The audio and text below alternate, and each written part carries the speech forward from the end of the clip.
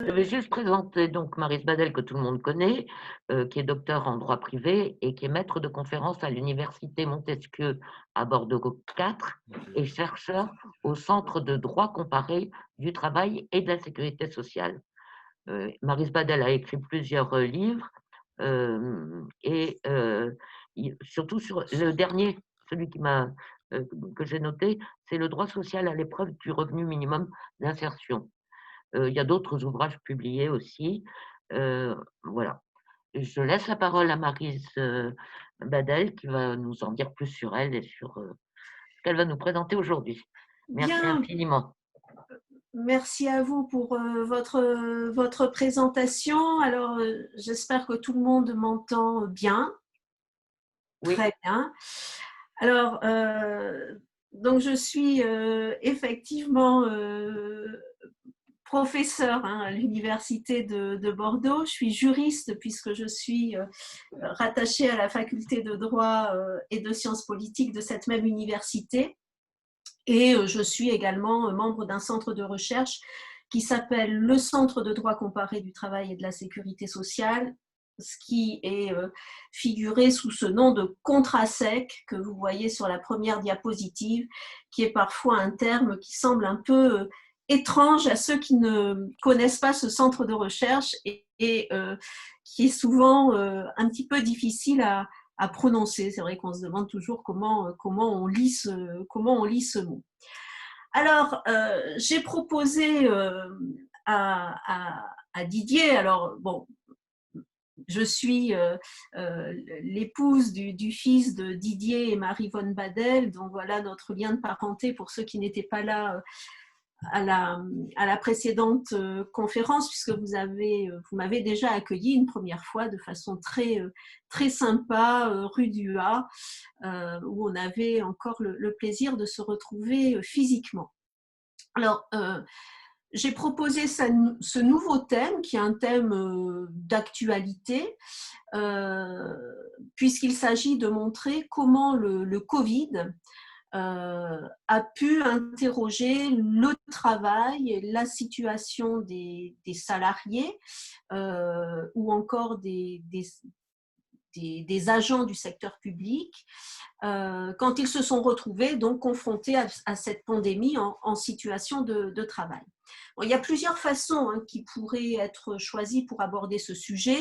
D'abord, on pourrait l'aborder sous l'angle économique, c'est-à-dire se poser la question de savoir quels sont les effets de la pandémie sur l'emploi, quels sont les emplois qui sont concernés, quels sont les secteurs d'activité qui sont les plus touchés. Bon, évidemment, je ne suis pas compétente pour aborder cet angle-là du problème. Une autre façon aussi qui peut être envisagée, c'est l'angle de la santé publique. Quels sont les enjeux pour la santé de la population et rapporter au secteur de l'entreprise, au fond, quelles sont les mesures qui ont été imposées au milieu professionnel, à l'entreprise, pour s'adapter au risque de contamination virale. Qu'est-ce que cela signifie pour la santé au travail? Quel est le rôle du médecin du travail dans un tel environnement? Et là, le papa de Marie-Vonne Badel aurait été vraiment en première ligne, puisque vous ne le savez peut-être pas, mais il était médecin du travail dans les entreprises du nord de la France, dans la région lilloise. Donc, évidemment, la santé au travail peut être interrogée sous cet angle-là. Là encore, bon, et là, je ne suis pas en mesure d'aborder le sujet sous cet angle-là, mais et on se rapproche finalement de ce qui nous réunit aujourd'hui. Tout employeur a un certain nombre d'obligations très concrètes à l'égard de ses salariés et il a en particulier des obligations qui concernent la prévention des risques dans l'entreprise. Et à ce titre-là, bien sûr, il a été obligé, dans le cadre de la pandémie du Covid et de la crise sanitaire, d'organiser les conditions de travail de son entreprise afin de les rendre tout à fait compatibles avec la bonne santé de ces salariés. Donc, je disais, je me rapproche de cette question de la prévention parce que précisément, et c'est l'approche que je retiens aujourd'hui, je vais m'entretenir avec vous de la façon dont la protection sociale peut répondre à cette problématique du Covid, à ce risque de contamination.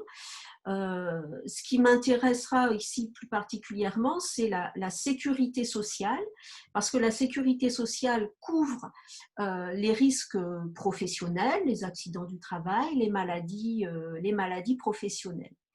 Alors, est-ce que c'est une approche pertinente? Est-ce que j'ai proposé un bon sujet de conférence? Alors ça, c'est vous qui me le direz à la fin. Il va falloir évidemment que je vous en convainque. Parce que effectivement pertinente, parce que c'est une question un peu technique. Alors, bon, je ne veux pas évidemment commencer par vous effrayer. Vous m'avez entendu la dernière fois sur des questions qui sont plus des questions de politique sociale, où je n'ai pas eu besoin d'aborder des choses trop techniques. Mais là, bon, on va être obligé quand même, mais vous allez voir, c'est au fond pas très difficile. Hein. Je vais essayer de voir avec vous ce qu'est un accident du travail, ce qu'est une maladie professionnelle, afin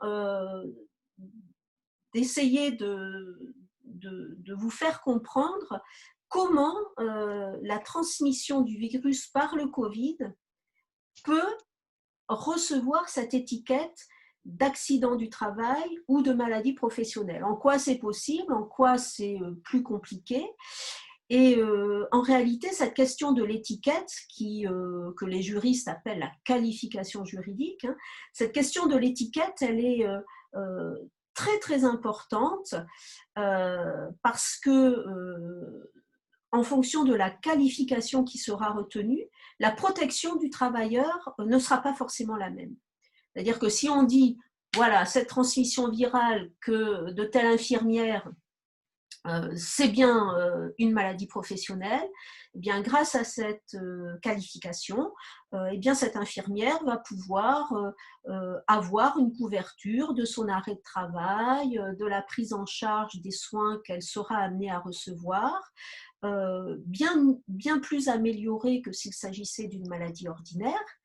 Et puis, si hélas, cette infirmière décède du fait du Covid, eh bien, ce sont ses proches, ce qu'on appelle en droit les ayants droit, hein, ce sont ses proches qui vont pouvoir obtenir une indemnisation du préjudice qu'ils ont subi du fait du décès de leur mère, de leur conjoint, enfin, ce sont les proches ici qui sont indemnisés.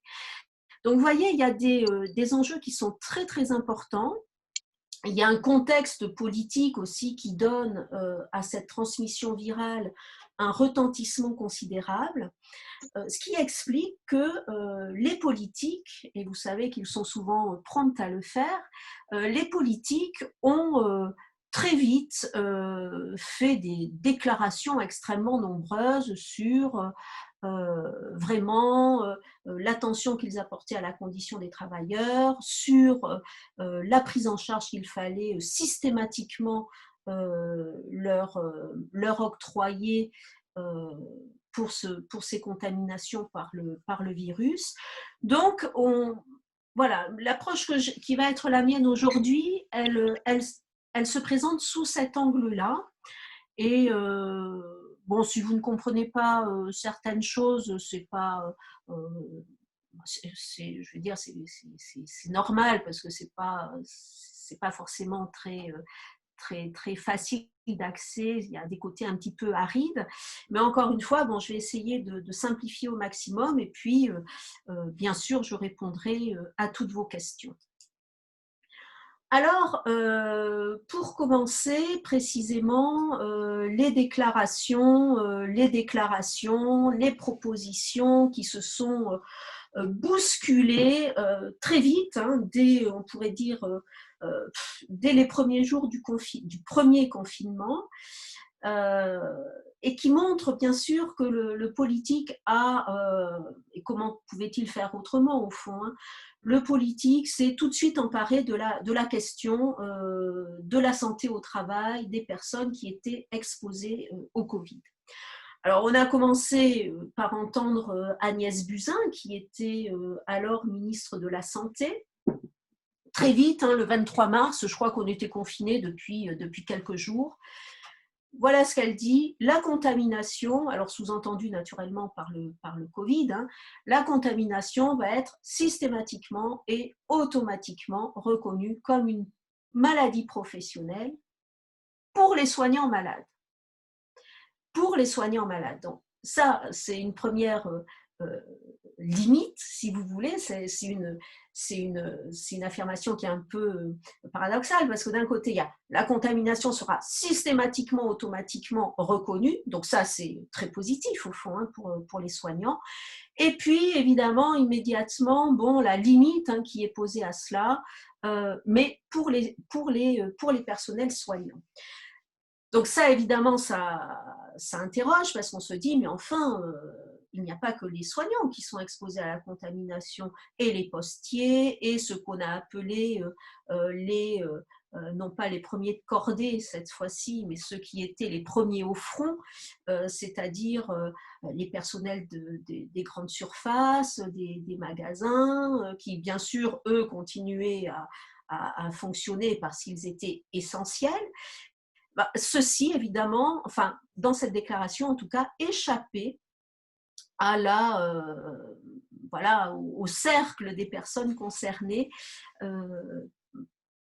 et envisagé par Madame Buzyn. Édouard Philippe, le même jour, il confirme cette reconnaissance dans les mêmes termes, c'est-à-dire les maladies professionnelles et les soignants malades. Castaner, Christophe, lui aussi ministre de l'Intérieur à ce moment-là, et moi, bien Christophe Castaner dit que naturellement les agents de son ministère vont être également concernés par cette contamination et doivent être couverts au titre de la maladie professionnelle. Dans le même temps, alors la chronologie n'est pas tout à fait respectée, mais bon, j'ai commencé par les ministres et puis de toute façon, on est finalement dans la même temporalité. L'Académie nationale de médecine s'exprime et s'exprime pour énoncer des recommandations. Première recommandation, les professionnels de santé et les personnels travaillant au fonctionnement indispensable du pays, alimentation, transport, sécurité, qui ont été exposés au virus et ont subi des conséquences graves de ce fait, doivent être pris en charge au titre des maladies professionnelles dues à des virus, en analogie avec différents tableaux de maladies professionnelles liées à des agents infectieux. Bon, alors, c'est là que ça devient un peu technique, puisque l'Académie nationale de médecine, mais bon, qui fait partie des sociétés savantes, l'Académie nationale de médecine se réfère à des tableaux de maladies professionnelles. Bon, ces tableaux de maladies professionnelles, je pense que pour la grande majorité d'entre vous, vous ne savez pas bien ce dont il s'agit et ce à quoi ça fait référence. J'en parlerai plus tard pour décoder un peu cette histoire de tableau de maladies professionnelles. Et vous verrez qu'en gros, un tableau, ça a plusieurs colonnes et que ces colonnes sont renseignées en se référant à des maladies, à des durées d'exposition et à des types d'activités qui sont susceptibles de provoquer ces maladies.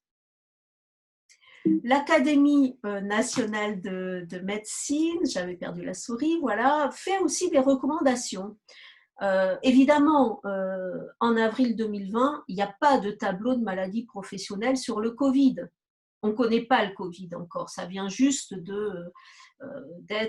d'apparaître au fond dans notre environnement. Donc, ce que dit l'Académie nationale de médecine, c'est qu'elle dit, bon, attention, tant qu'il n'y a pas de tableau, tout de même, il faut faire en sorte que pour les agents de l'État et des collectivités, c'est-à-dire le secteur public en gros, pour le secteur public, ça doit être pris en charge comme une maladie imputable au service. Ça veut dire maladie professionnelle, hein, c'est un nom un peu particulier, mais qui renvoie à celui de maladie professionnelle. Pour les autres, ça doit être un accident du travail. Ok, alors bon, ça peut vous sembler peut-être un peu étrange de dire qu'une maladie est un accident, mais on va voir ensemble tout à l'heure que bon, ce qui vous paraît étrange est en fait possible.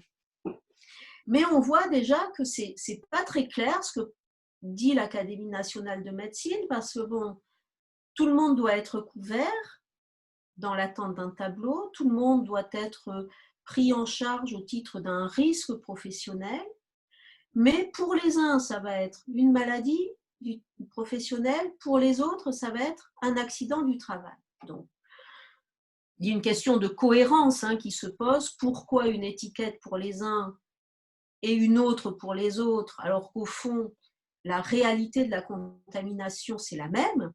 Ils sont tous infectés par un virus dans un environnement professionnel. Donc, c'est vrai qu'on peut trouver cette référence à la maladie, cette référence à l'accident un peu étrange et difficile à comprendre. En tout cas, moi, quand j'ai lu cette déclaration à ce moment-là, j'ai trouvé que c'était très obscur comme façon de présenter les choses. Le temps passe et quelques semaines plus tard, des premières propositions sont faites. Une première proposition qui est déposée à l'Assemblée nationale par un groupe de députés de la France insoumise. Et j'ai copié quelques extraits des propositions avec une formule assez habile finalement. Il s'agit pour ces députés de mettre en sécurité sociale les travailleurs exposés au virus par le contact avec le public pendant l'état d'urgence sanitaire, quel que soit leur statut professionnel.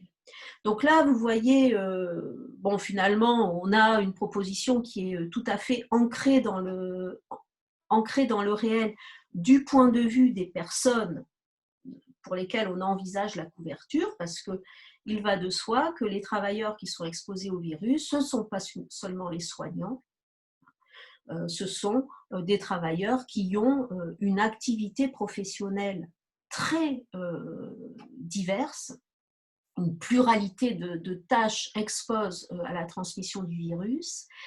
Et ce qui est important aussi d'avoir à l'esprit, c'est que c'est le statut professionnel qui va être indifférent pour cette prise en charge.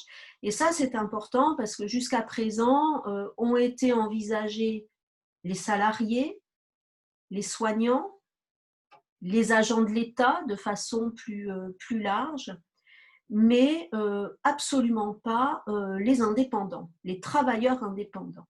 Or, le plombier qui se rend chez des clients pour réparer une fuite, il peut très bien être infecté par le virus. Le médecin libéral qui donne des consultations à son cabinet, donc il n'est pas hospitalier, il n'est pas salarié d'une clinique, etc. A fortiori, en recevant des personnes malades, il est exposé à l'infection par le virus. Et les déclarations et les propositions, les injonctions qui avaient été faites avant cette proposition de loi n'envisageaient pas la question du travailleur indépendant, ce qui était effectivement problématique. Donc, comment faire ? Bon, la France insoumise dit qu'il faut ajouter dans le Code de la sécurité sociale un nouvel article. OK. Il prévoit aussi des fonds de financement, des nouvelles taxes, bon, par la solidarité. Bon, il y a évidemment un volet financier qui est important quand on reconnaît de nouveaux risques. Et puis après cette déclaration cette proposition de la France insoumise, c'est le groupe socialiste qui, à son tour, va déposer une proposition de loi en juin 2020. Ce groupe socialiste va proposer de créer un fonds d'indemnisation des victimes du Covid pour toutes les victimes, au-delà des personnels soignants.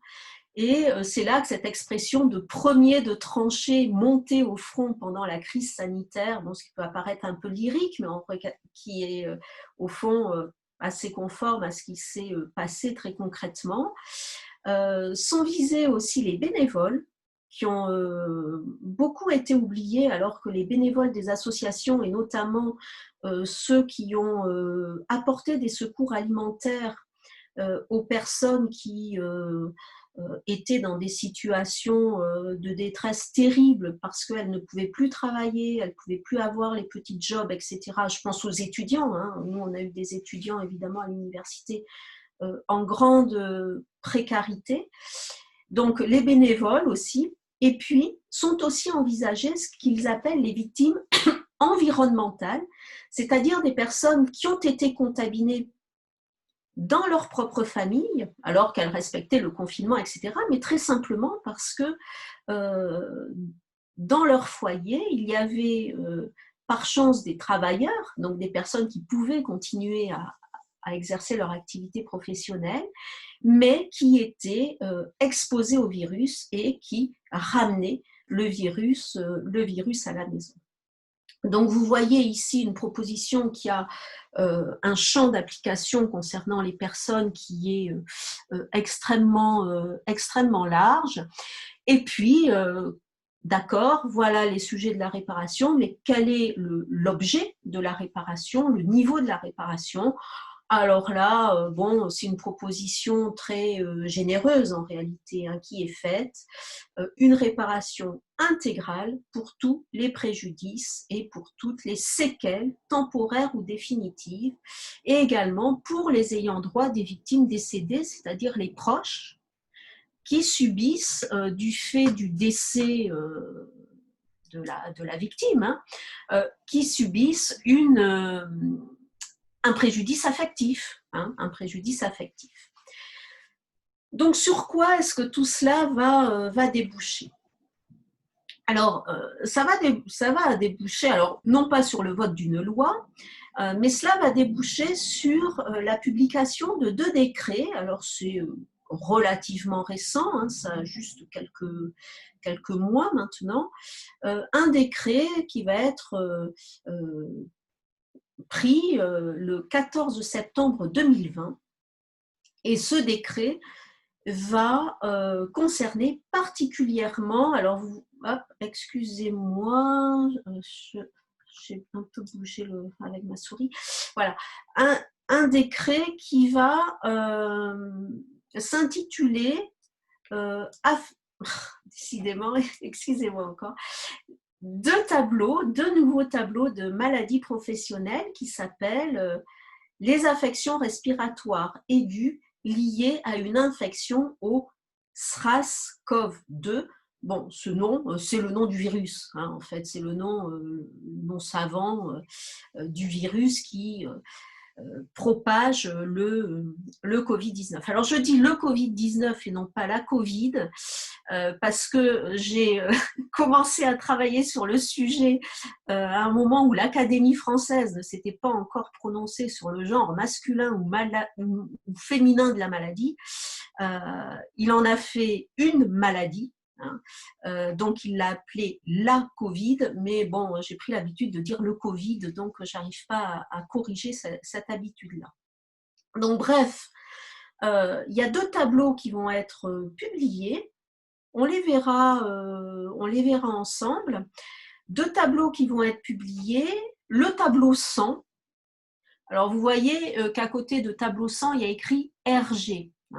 Alors il y a écrit RG parce que comme on l'avait vu ensemble lors de ma première intervention, vous avez compris que dans la sécurité sociale, il y a plusieurs régimes. Il y a des cheminots, il y a des fonctionnaires, il y a des salariés du privé, il y a des agriculteurs, etc. Le régime le tableau RG, c'est le régime général de sécurité sociale, c'est le régime des salariés du privé, et par extension, c'est un tableau, et tous les tableaux du régime général sont applicables aux fonctionnaires. Donc ce tableau 100, il concerne tous les salariés du privé, on le verra, et tous les fonctionnaires, que ce soit fonction publique d'État, territoriale, hospitalière. Et puis un tableau numéro 60 qui concerne, lui, le régime agricole, donc qui va concerner tous les salariés qui travaillent dans ce secteur agricole. Donc, il y a bien eu une réaction des pouvoirs publics, une réponse qui a été donnée par les pouvoirs publics, et cette réponse, elle a pris la forme d'une reconnaissance de l'infection par le virus au titre d'une maladie professionnelle. Mais on le verra, et je pense que vous le devinez assez facilement, la reconnaissance, elle n'est pas inconditionnelle. La reconnaissance, elle s'inscrit dans un cadre qui est assez rigide. On le verra ensemble. Donc, en d'autres termes, et ce qu'on peut dire dès à présent, c'est que ce n'est pas parce qu'il y a des tableaux qui ont été publiés au mois de septembre qu'il va être forcément aisé pour les travailleurs infectés d'obtenir une prise en charge comme une maladie professionnelle. Alors, pour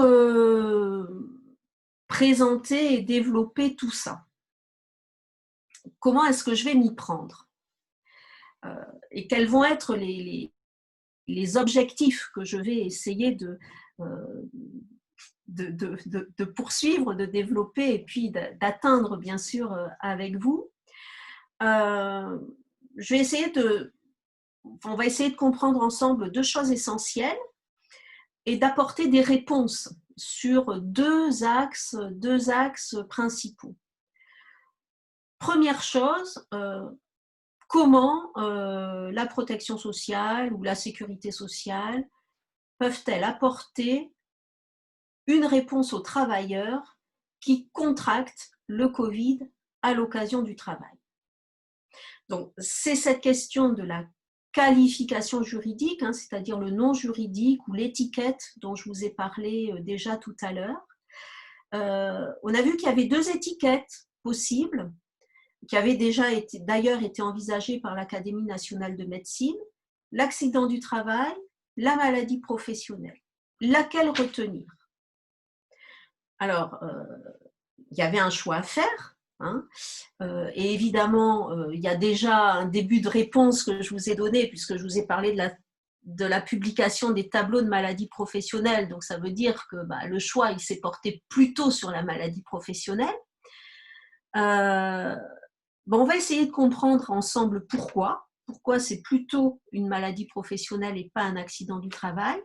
Parce qu'au fond, la question de l'infection virale, elle n'est pas nouvelle du tout pour le droit des risques professionnels. C'est une question qui s'est posée, mais de façon très très ancienne en droit de la sécurité sociale. On a eu l'impression que là c'était complètement nouveau parce que le Covid est nouveau, mais la question de l'infection virale, elle n'est pas du tout nouvelle. Et on va voir que vu les réponses que les juges donnaient déjà à cette question de l'infection virale, ce n'est pas étonnant qu'au fond, ça soit la maladie professionnelle qui ait été retenue.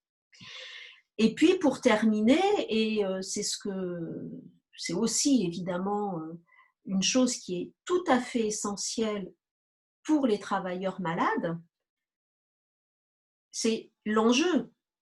En quoi est-ce qu'il est important pour un travailleur infecté d'obtenir une prise en charge au titre du risque professionnel? En d'autres termes, je vais reprendre l'exemple de l'infirmier. L'infirmier qui déclare un Covid-19, quelle va être sa réparation s'il est pris en charge au titre d'accident du travail ou de maladie professionnelle. C'est la même prise en charge en réalité. Et puis, quelle va être la situation si on dit, bah non, votre Covid, c'est pas un risque professionnel, c'est une maladie ordinaire. Il y a évidemment un enjeu très, très important de ce point de vue-là. Et l'enjeu, c'est l'indemnisation parce que la protection est évidemment améliorée pour le risque professionnel par rapport à une maladie ordinaire. Alors, ce terme de régime juridique, il peut être paraître un peu technique. En fait, il consiste juste à savoir quelles sont les règles qui sont applicables aux travailleurs. C'est comme un régime alimentaire. Bon, bah, si vous avez un régime alimentaire de diabétique, eh bien, ce régime alimentaire vous impose de ne pas consommer certains types d'aliments. Par contre, vous donne droit à d'autres choses. Eh bien, pour le régime juridique, c'est la même chose.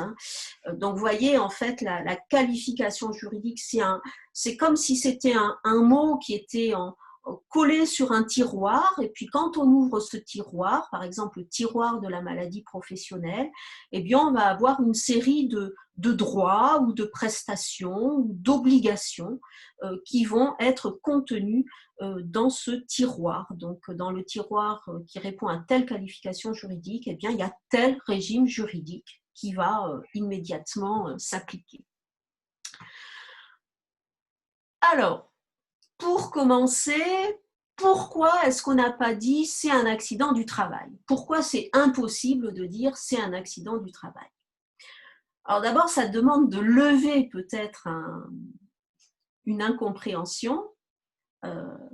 C'est souvent une incompréhension que me renvoient les stagiaires ou les étudiants que j'ai, mais enfin, un accident, c'est un accident, une maladie, c'est une maladie. Comment est-ce qu'une maladie peut être un accident?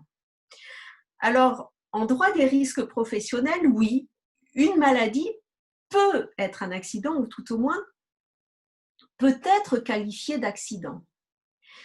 En fait, ce qui est déterminant pour la qualification d'accident, c'est que l'événement qui déclenche ensuite les lésions ou la pathologie, cet événement, on peut le dater de façon certaine. Et vous voyez, on a plein d'exemples là que j'ai mis sur le tableau. Bon, c'est pas exhaustif, hein, mais il y a plein d'exemples qui montrent que en risque professionnel, il y a des maladies qui sont qualifiées d'accident. Par exemple, le salarié en mission qui va contracter le paludisme parce qu'il s'est fait piquer par des moustiques. Bon, le paludisme, on est d'accord, c'est une maladie. Par contre, on sait dire quand il s'est fait piquer. Alors évidemment, peut-être pas à l'heure pile, hein, mais on sait en tout cas identifier une période, on sait la circonscrire de façon suffisamment précise dans le temps, et on dira, bah, ce paludisme, il va être pris en charge comme un accident du travail. Ou encore le travailleur qui assiste à une explosion, qui a un incendie, qui est victime d'un braquage ou encore d'une agression, et qui va développer à la suite de cela un stress post-traumatique, eh bien, ce sera qualifié d'accident du travail. Parce que vous voyez, on a au fond une maladie qui est indissociable du fait qui s'est réalisé. On a vu aussi, par exemple, une hépatite B qui s'était déclarée à la suite d'une injection vaccinale. Excusez-moi, c'est plus une hépatite B, j'ai mal fait ma diapo, c'est une sclérose en plaques qui s'était déclarée après une injection vaccinale contre l'hépatite B, précisément.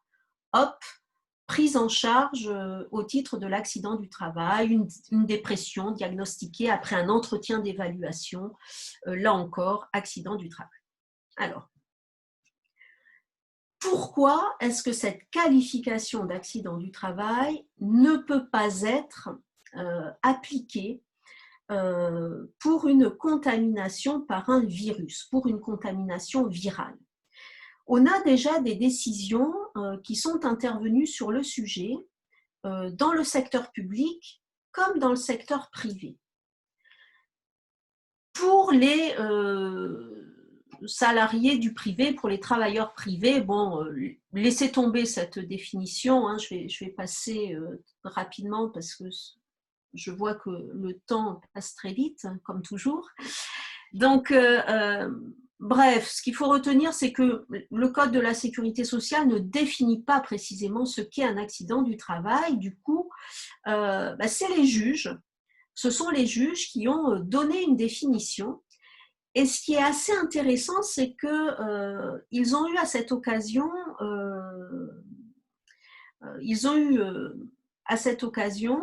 l'obligation d'intervenir sur la qualification d'une contamination virale. Une contamination virale. Pourquoi est-ce qu'ils ont dû intervenir sur cette contamination virale? Parce que la personne contaminée ne pouvait pas être prise en charge au titre des maladies professionnelles. Ça, c'était pas possible. Parce que les maladies professionnelles, je l'ai juste évoqué tout à l'heure, reposent sur des tableaux et qu'il n'y avait pas de tableau pour la maladie que cette personne, alors Gendre, c'est son nom, il s'appelait Monsieur Gendre, hein, il avait une maladie et il n'y avait pas de tableau pour cette maladie. Donc, comme il était probable quand même que c'est le travail qui l'avait rendu malade, il essayait d'obtenir la prise en charge de sa maladie au titre de l'accident du travail. Alors, je vais vous raconter les faits très rapidement qui avaient donné lieu à cette affaire. Ce monsieur Gendre, c'était un médecin. C'était un médecin qui travaillait dans un établissement de santé et il avait déclaré une poliomyélite. Et dans le service où il travaillait, il y avait un patient qui avait été accueilli et qui avait cette maladie. Donc, il était tout à fait probable qu'il avait contracté cette maladie dans son service. Mais il ne pouvait pas obtenir la prise en charge comme maladie professionnelle parce que cette maladie, à ce moment-là, n'était présente dans aucun tableau de maladie professionnelle. Donc, qu'est-ce qu'il fait? Il tente d'obtenir la prise en charge comme accident du travail parce que pour lui, c'est le travail qui l'a rendu malade et c'était probablement le cas de toute façon. Hein. Mais qu'est-ce que dit le juge? Il dit, ben non, votre infection virale, elle ne peut pas être prise en charge au titre de l'accident du travail parce qu'on ne peut pas dater votre contamination. On ne peut pas donner une date certaine. En réalité, on leur dit, ben voilà, on lui dit, c'est apparu au terme d'une période d'incubation. C'est le résultat d'une série d'événements à évolution lente, mais on ne peut pas dire avec certitude, ça s'est passé tel jour, même telle demi-journée. Et c'est vrai. Donc, de ce point de vue-là, ça ne peut pas être un accident du travail. Mais ça ne peut pas être assimilé à ce qu'on appelle un traumatisme. Et ce qu'avaient dit les premiers juges, alors ce que j'appelle les juges du fond, mais c'est en gros la cour d'appel, si vous voulez, ce qu'avait dit la cour d'appel, ce qu'elle avait dit, le virus a pénétré l'organisme de la victime par une effraction, par une sorte d'effraction. Alors bon, ça peut paraître un peu étrange comme image, mais en fait, ce qu'avaient voulu faire les juges du fond, c'est qu'ils avaient voulu, d'une certaine façon, rendre justice, ou en tout cas prononcer une solution équitable pour ce pauvre médecin qui avait contracté la poliomyélite, parce que c'était sûr, quoi, il l'avait contracté dans son service. Donc les juges avaient dit, bon, ça ne peut pas être une maladie, on va essayer d'appliquer l'étiquette de l'accident du travail pour justement procurer cette protection. Mais la Cour de cassation, c'est le premier petit carré orange, là, la Cour de cassation a dit non, on ne peut pas assigner une date certaine, donc ce n'est pas un accident du travail. Donc ça veut dire pour ce médecin, pas de protection spécifique contre le risque professionnel. Ça le renvoie à la maladie ordinaire avec toutes les limites de la prise en charge. Pour le fonctionnaire, je vais assez rapidement. Je vais balayer la diapo, non pas que je ne m'intéresse pas aux fonctionnaires que je suis, mais parce qu'au fond, c'est la même, voilà, c'est le même raisonnement qui a été, qui est appliqué par le juge administratif qui juge la situation du fonctionnaire. Ils ont dit la même chose, c'est-à-dire, bon, bah, il faut qu'on arrive à dater cette contamination. Voilà, c'est l'arrêt là en 1919, en 2019, pardon. On a dit la dépression ne peut pas être un accident du travail quand on ne sait pas à une date certaine quel est l'événement qui a déclenché cette dépression. Donc forcément, qu'est-ce qui est logique alors? Bien, ce qui est le plus logique, c'est de s'orienter vers la maladie professionnelle. Et cette maladie professionnelle, elle repose sur un système de tableaux. C'est très vieux d'ailleurs, parce que vous voyez, le premier tableau qui a été publié, il date de 1919. C'était la contamination par le plomb, un des premiers tableaux de maladies professionnelles. Donc il y a des tableaux de maladies qui sont publiés, je vais vous dire en 2 mots comment, et très longtemps, les maladies professionnelles ne pouvaient être déclarées ou reconnues que si la maladie du travailleur était préalablement identifiée par un tableau. C'est-à-dire qu'en dehors des tableaux, comme c'était le cas de M. Gendre dans les années 60, hein, en dehors des tableaux, bah, si le travailleur avait une maladie qui n'était pas envisagée par un tableau ou qui était malade mais sans remplir toutes les conditions du tableau, il ne pouvait pas être pris en charge. D'où vous voyez cette alternative vers l'accident du travail dont je parlais tout à l'heure. Et puis, à partir de 1993, le législateur a ouvert un petit peu la porte de la reconnaissance des maladies professionnelles et il a admis que le travailleur pourrait prouver le caractère professionnel de ces maladies.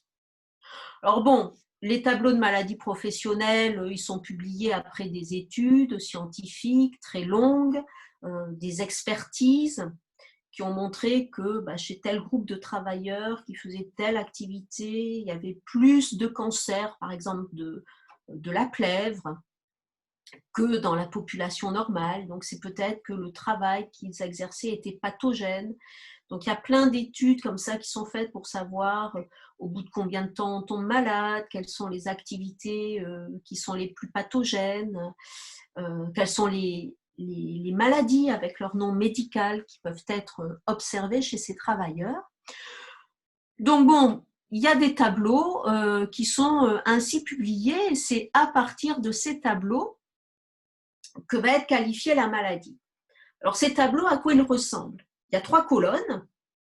Dans une colonne, on voit la maladie, dans l'autre, on voit ce qu'on appelle un délai de prise en charge, et dans l'autre, on voit des travaux ou des substances pathogènes. Alors, j'en ai mis un sur la diapo suivante pour que vous ayez une idée de ce à quoi ça ressemble.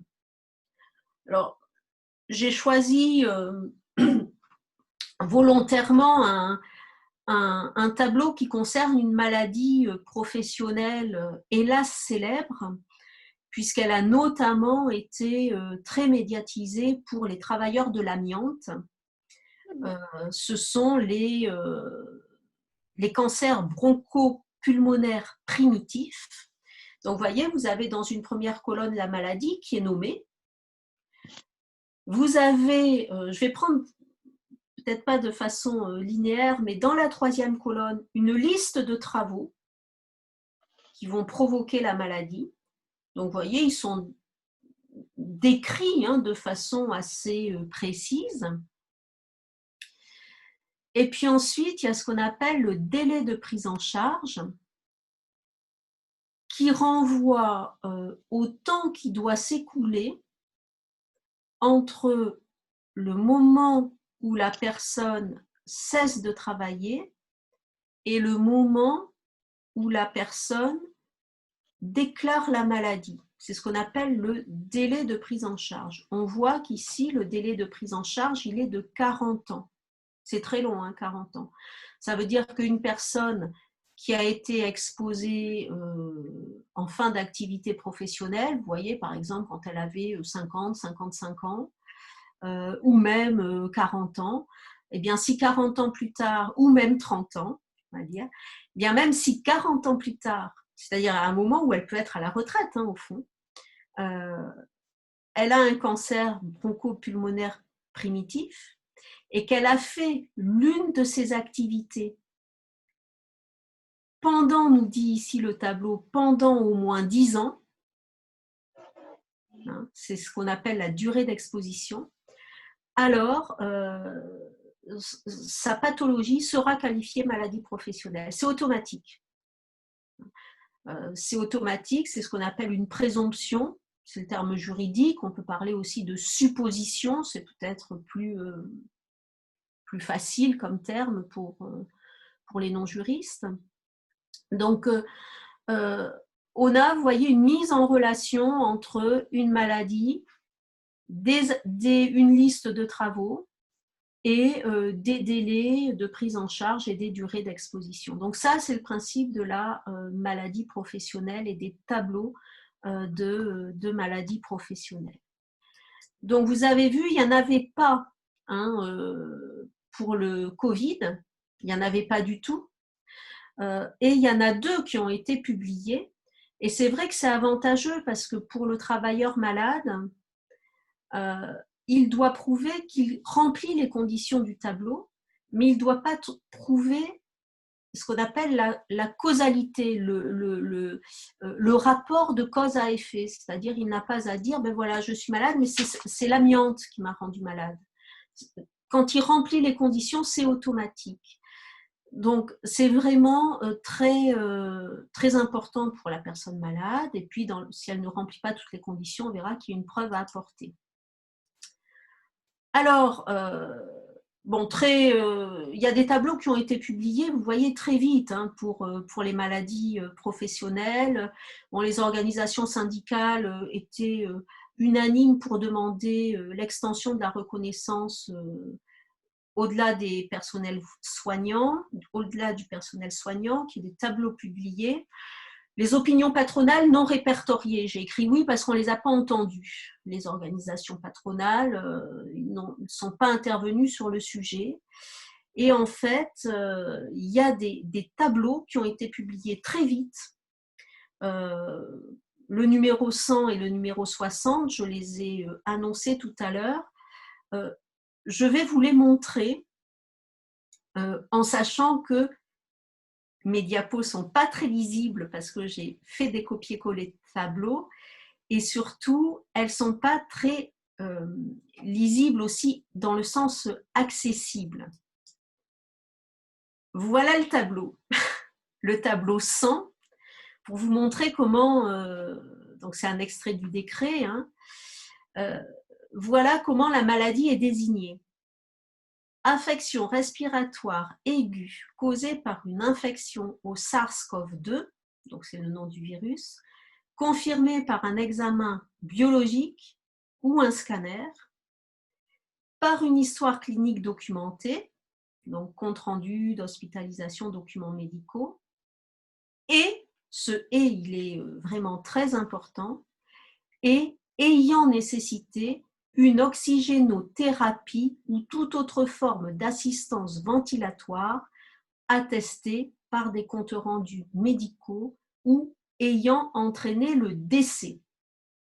C'est-à-dire que, évidemment, la maladie qui a causé la mort sera qualifiée de maladie professionnelle. Donc, qu'est-ce qu'on peut observer concernant la désignation des maladies ? Une première chose, c'est qu'il y a une approche très étroite de la maladie qui va relever du tableau. D'abord, une infection au SARS attestée, bon, c'est évidemment normal, mais ensuite, une oxygénothérapie. Donc, s'il y a eu une maladie, mais pas d'oxygénothérapie, ce ne sera pas maladie, enfin, ce ne sera pas en tout cas prise en compte au titre de ce tableau. Donc, ça veut dire qu'il y a une approche étroite de la maladie professionnelle au SARS. Ça, c'est une première chose. Et on sait que le SARS ne pourra pas être accident du travail, vu la définition qu'on a vue tout à l'heure, puisqu'il est impossible d'identifier même la demi-journée où la personne a été contaminée. Ça, c'est pas possible. Donc, je devrais dire, en dehors de la maladie professionnelle, pas de salut pour la prise en charge du travailleur infecté. Et on voit la maladie professionnelle, elle aborde vraiment, le tableau, il aborde vraiment cette maladie de façon très étroite. Si on regarde maintenant les tableaux qui sont, les travaux, pardon, qui sont envisagés par ce tableau. Alors, il y en a une liste assez longue, mais qui concerne tout de même le secteur sanitaire ou médico-social, donc santé ou médico-social. Bon, vous pouvez les lire en même temps que moi, personnel de soins assimilés, hospitalisation à domicile, établissement hospitalier, centre ambulatoire, maison de santé pluridisciplinaire, établissement pour les personnes âgées, aide à domicile, vulnérables, service de soins infirmiers, foyer d'accueil médicalisé, etc., etc.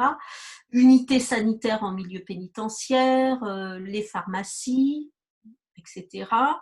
Les activités de soins et de prévention dans le milieu scolaire ou universitaire, et les activités de transport sanitaire. Donc, qu'est-ce qu'on doit aussi retenir de cette liste limitative de travaux? C'est que, quid des premiers de tranchée ou de tous ceux qui sont en contact, au fond, avec du public susceptible de leur transmettre le virus? Alors bon, les hôtels et les restaurants étaient fermés, donc ça ne se pose pas, mais les transports publics, les centres commerciaux, les supermarchés, tous les produits de première nécessité qui ne sont pas forcément de la grande distribution mais qui restaient ouverts, les boulangers, les bouchers, enfin les boucheries, etc., etc.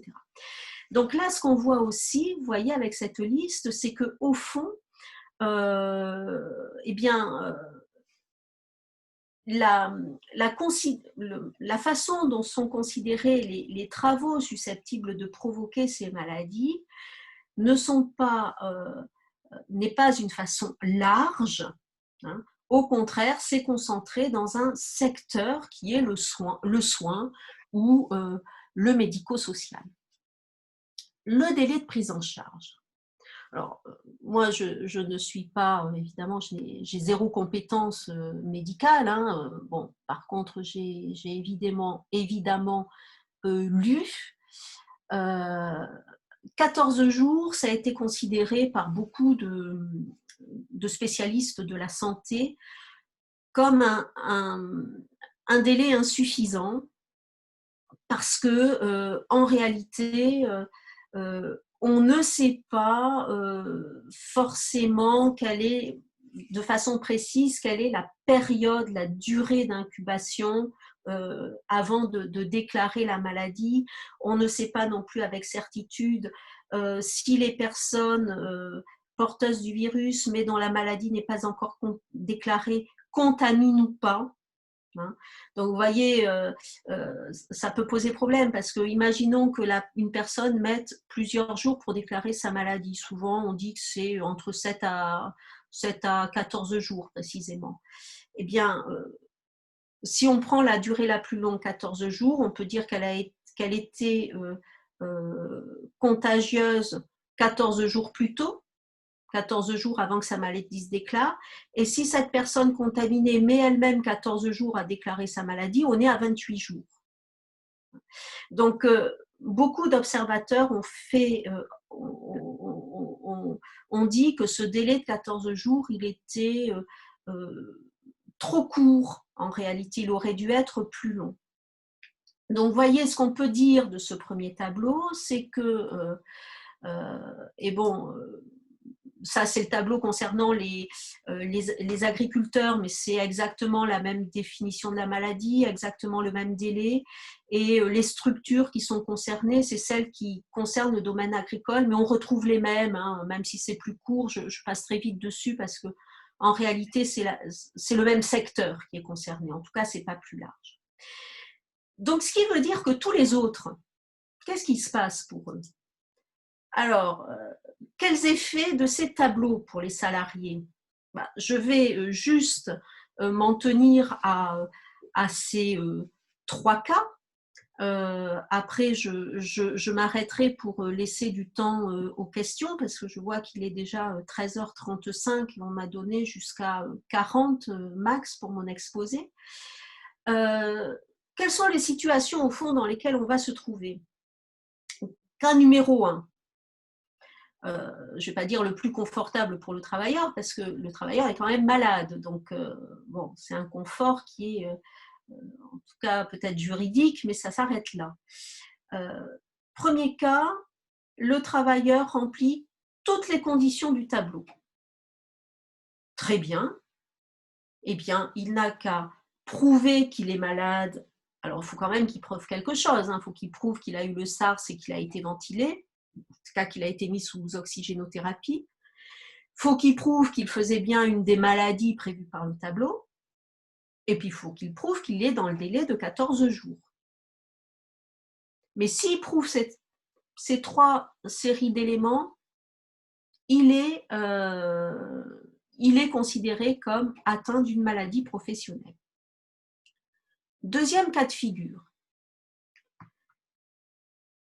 Il est bien atteint d'une infection qui a nécessité une oxygénothérapie, donc il remplit la première colonne, mais pas les autres. Donc il a bien une maladie répertoriée, mais il ne remplit pas les autres conditions. Alors là, il doit établir que sa maladie est directement causée par son travail habituel.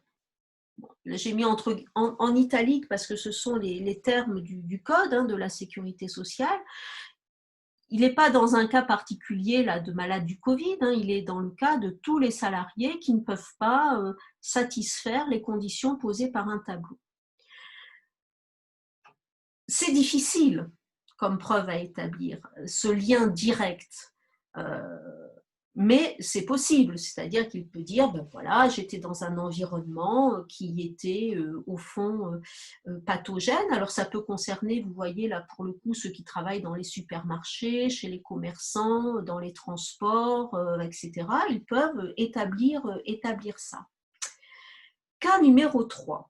Alors ça, c'est le cas le plus, vraiment le plus compliqué.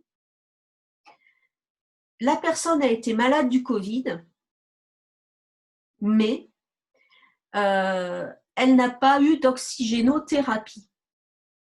C'est une chance pour elle de ne pas avoir eu besoin de ça. Mais en même temps, elle n'a pas la bonne maladie, elle n'a pas la bonne manifestation du Covid pour bénéficier du tableau.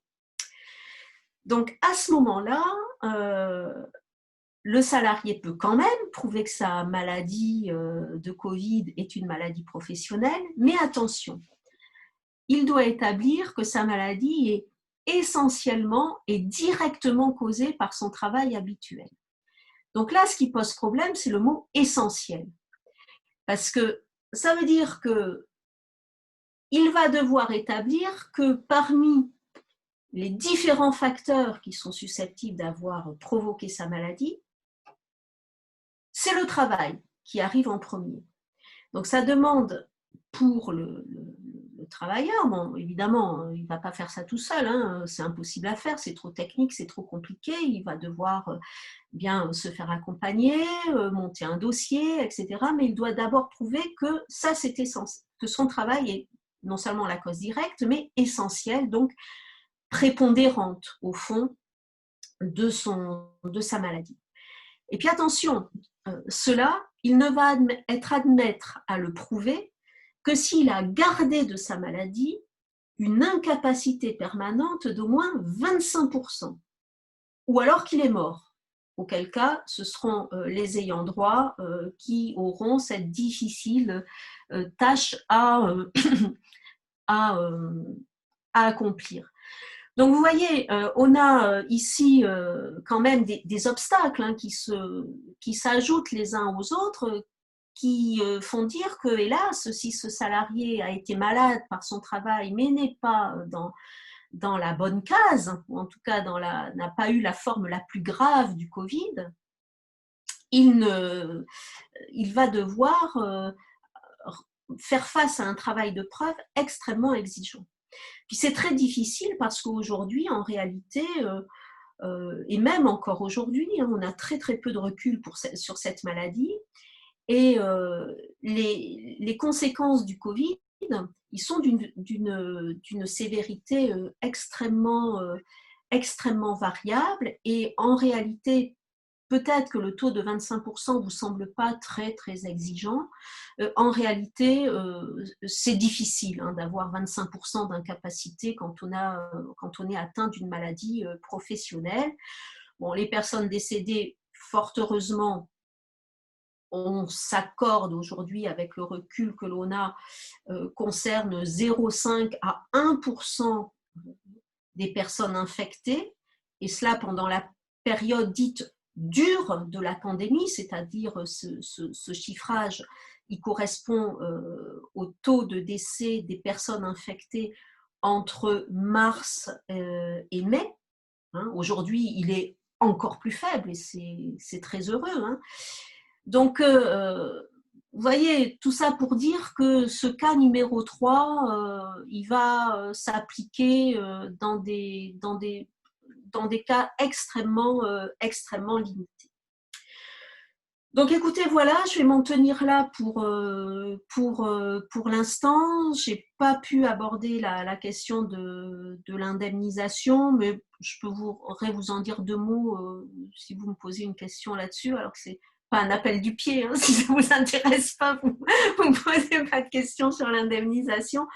Mais voilà, vous voyez comment ça se présente, nous, aujourd'hui, pour les juristes. Bon, voilà, des transmissions professionnelles probables, évidemment, une qualification d'accident du travail qui est complètement inappropriée pour cette contamination par le virus.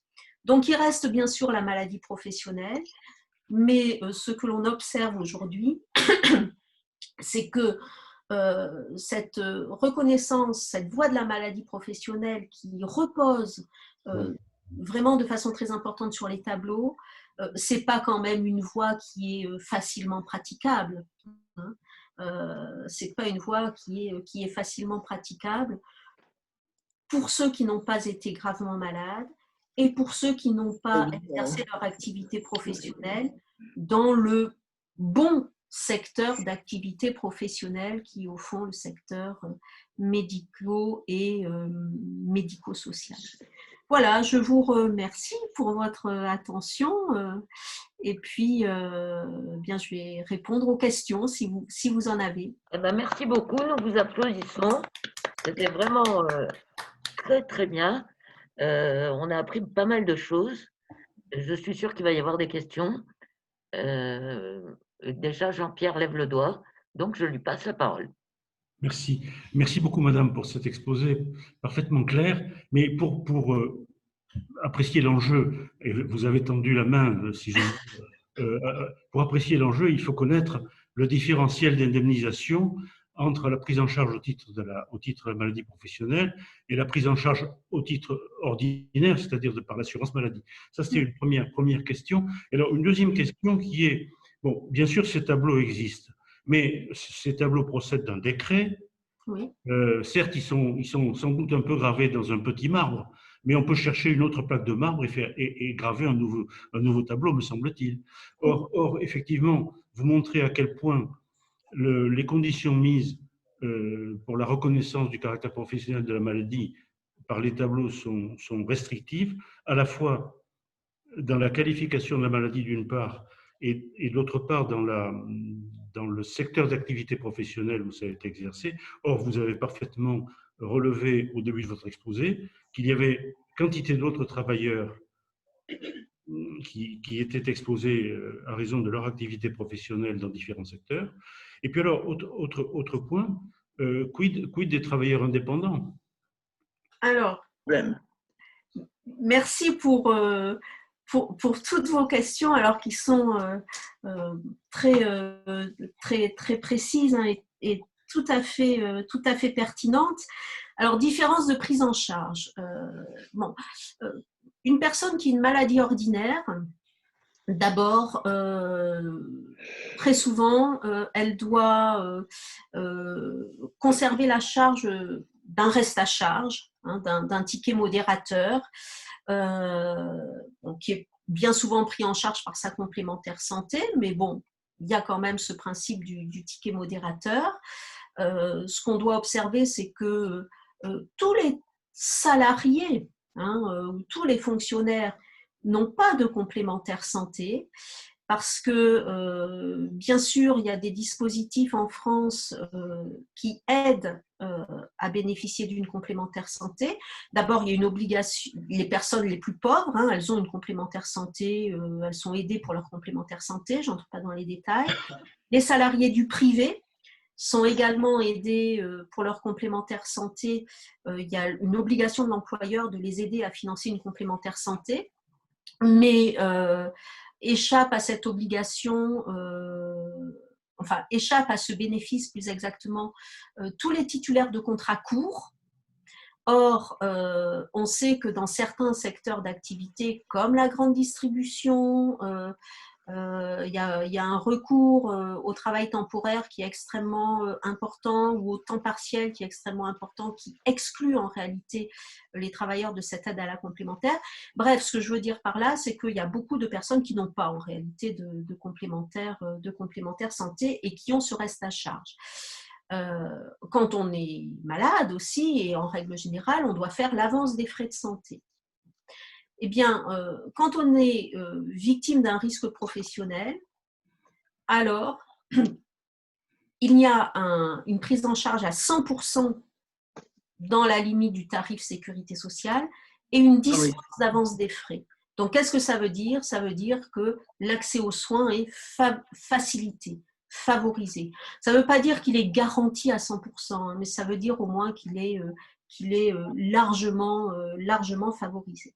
Donc ça, c'est l'aspect coût des frais de santé qui est plus favorable pour la personne qui est victime d'un risque professionnel. Ensuite, il y a un autre volet qui est aussi extrêmement important, qui est celui de la compensation de la perte de revenus. La personne qui est en arrêt de travail normal, arrêt de travail non professionnel, elle a un taux d'indemnité journalière, un mode de calcul des indemnités journalières. Là aussi, je n'entre pas dans le détail, mais ce qu'il suffit d'observer, c'est que ce niveau de prise en charge est inférieur à ce qu'il est quand il s'agit d'un risque professionnel. Et de la même façon, si à la suite de cette pathologie ou de maladie ou accident, il y a une incapacité de travail qui demeure, hein, ce qu'on appelle une invalidité de façon commune, et bien là encore, si c'est un risque professionnel, alors il y a une prise en charge, une indemnisation améliorée.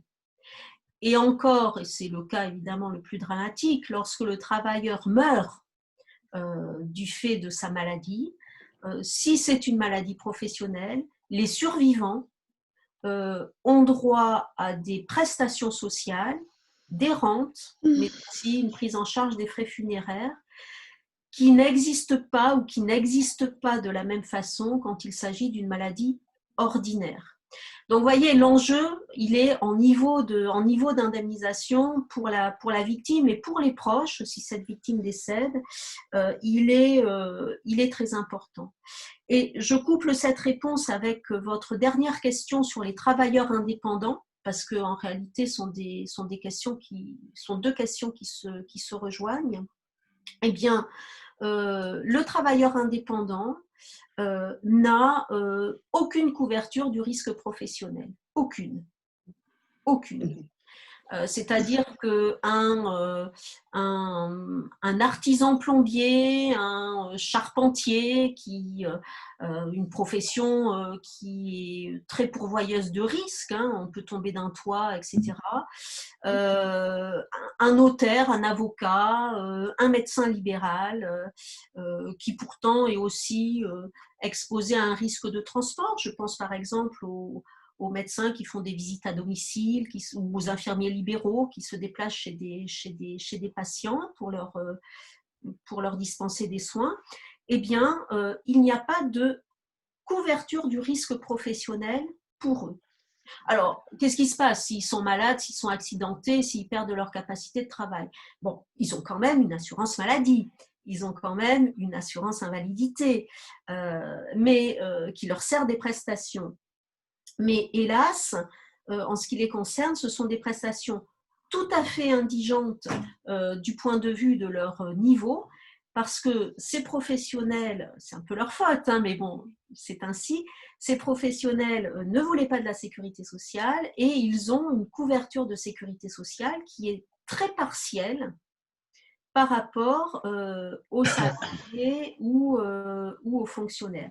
Donc, concernant, par exemple, les médecins libéraux, certains, ça a été médiatisé d'ailleurs pour certains d'entre eux, certains qui sont décédés du Covid parce qu'ils ont contracté la maladie en consultation, dans leur cabinet, etc., etc. Alors que Eh de bien, menace l'autre. pour ceci, eh bien, il n'y a pas de... Enfin, pour ceux-ci, hélas, il n'est plus question d'eux, mais de leurs survivants. Pour leurs survivants, il n'y a pas de prestation particulière pour le risque professionnel, puisqu'il n'y a pas de couverture de risque professionnel. Par contre, il y a une couverture par leur sécurité sociale de base qui verse un capital décès aux survivants notamment. Donc ça existe. Et puis très souvent, ces indépendants ont une prévoyance, c'est-à-dire une complémentaire qui couvre ces risques-là. Mais c'est plus de la sécurité sociale et cette complémentaire, elle reste finalement à la discrétion de tous les indépendants, c'est-à-dire ils choisissent de souscrire ou pas, étant observé que Alain Madelin, que vous avez connu puisqu'il a été ministre dans les années 90 de l'industrie et du commerce. Bon, quand j'en parle à mes étudiants, c'est le vide sidéral, mais bon, vous, je pense que ça évoque quelque chose pour vous. Eh bien, Alain Madelin, il avait créé un régime fiscal très, très favorable, c'est-à-dire que les cotisations de complémentaires qui sont payées par les indépendants sont déduites de leur revenu fiscal. Donc, bon, il y a un régime très, très favorable en ce qui le concerne. Mais tout ça pour vous dire que, bon, non, vous avez raison, les travailleurs indépendants, monsieur, ils ne sont pas du tout pris en compte par pour le risque professionnel. C'est pour ça qu'il y avait des propositions des parlementaires et notamment, je crois que c'était le groupe socialiste qui envisageait cette protection de façon spécifique. Et je voulais dire autre chose, mais cela m'a échappé. Bon, tant pis. En tout cas, bon, voilà, les indépendants, non, ils sont pas couverts de façon spécifique pour ce risque professionnel. Oui, voilà ce que je voulais vous dire d'autre et qui m'a échappé.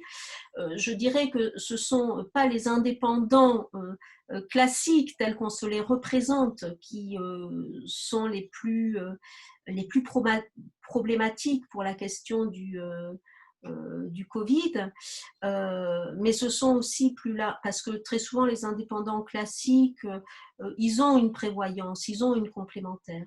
Les plus en difficulté, ce sont les auto-entrepreneurs ou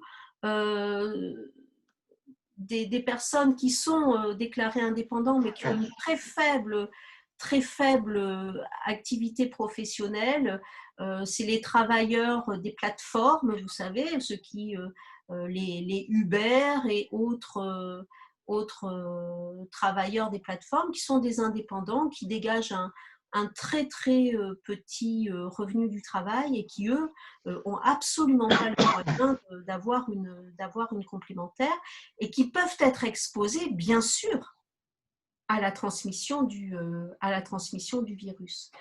Donc voilà pour les indépendants en lien avec la différence de prise en charge maladie ordinaire, maladie professionnelle. Quant à l'évolution des tableaux, qui était la deuxième question que vous posiez, évidemment, on espère qu'ils évolueront et qu'ils s'ouvriront un peu plus largement afin de bénéficier aux autres secteurs d'activité professionnelle. On peut aussi espérer que la désignation de la maladie sera un peu plus ouverte que ce qu'elle est à l'heure actuelle. Après, bon, il faut pas nourrir d'espoir trop important, je pense, parce que ces tableaux de maladies professionnelles, ils évoluent très, très, très lentement, vraiment très, très lentement. Pour tout vous dire, le dernier tableau de maladies professionnelles publié, c'est-à-dire le numéro 1999, le numéro 99, pardon, qui porte sur des maladies, sur les troubles musculo-squelettiques, qui sont des problèmes de santé qui sont connus, mais depuis des années. Eh bien, le tableau, il a été publié en 99. Il y a 21 ans. Il y a 21 ans. Donc, en 21 ans, il y a eu 0 tableau publié. Donc, on est dans c'est presque inespéré qu'il y ait eu un tableau qui ait été publié aussi rapidement. Donc, il y a des experts qui sont...